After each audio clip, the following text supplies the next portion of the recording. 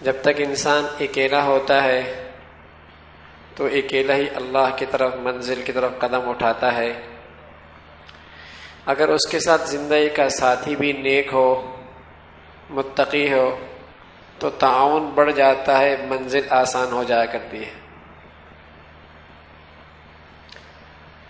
اس لیے رسول کریم صلی اللہ علیہ وسلم فرمایا کرتے تھے، ازواجی زندگی کے بدولت آدمی کا ایمان مکمل ہوتا ہے۔ پہلا تنہا چل رہا تھا، شیطان بھی حملے کر رہا تھا، خیالات بھی بس اوقات گمراہ ہو جاتے تھے، نظر بھی بھٹک جایا کرتی تھی، قدم قدم پہ فتنے میں پڑنے کا اندیشہ تھا۔ ازواجی زندگی کی بدولت سے ان سب گندگیوں سے محفوظ ہو گیا، یوں منزل کی طرف آنے والی ساری رکاوٹوں سے نجات پانا آسان ہو گیا۔ پہلے مسلمان ازواجی زندگی کے بعد اسی طریقے سے سہولت سے منزل تک پہنچ جایا کرتے تھے۔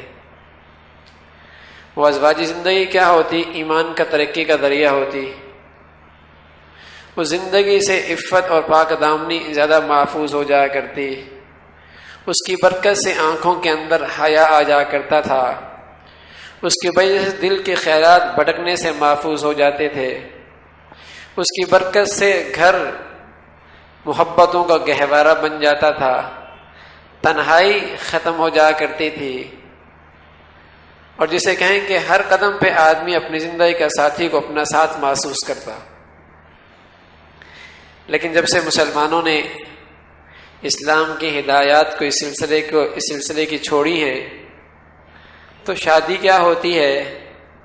ایسا لگتا ہے عین شادی کے تقریبات میں ایمان سے برات کا اعلان کر دیا جاتا ہے، خوشیوں کے موقع پہ خوب اللہ کے غضب کو دعوت دی جاتی ہے، بجائے اس کے کہ اس ازواجی زندگی کے سلسلے کی وجہ سے آنکھوں میں حیا آتا اور گندگی کا ماحول ہوتا ہے۔ اس کے بعد جب ازواجی زندگی شروع ہوتی ہے تو بجائے سکون کے اور زیادہ بے سکونی شروع ہو جاتی ہے، بجائے ایک دوسرے کے خیال کرنے کے ایک دوسرے کے اور مصیبت بن جاتی ہے۔ صرف ایک وجہ ہے کہ اس سلسلے کی جتنی شریعت کی ہدایات ہیں آج اسے مرد بھی نظر انداز کر رہا، عورت بھی نظر انداز کر رہی، دونوں خاندان کے اطراف بھی اسے نظر انداز کر رہے ہیں۔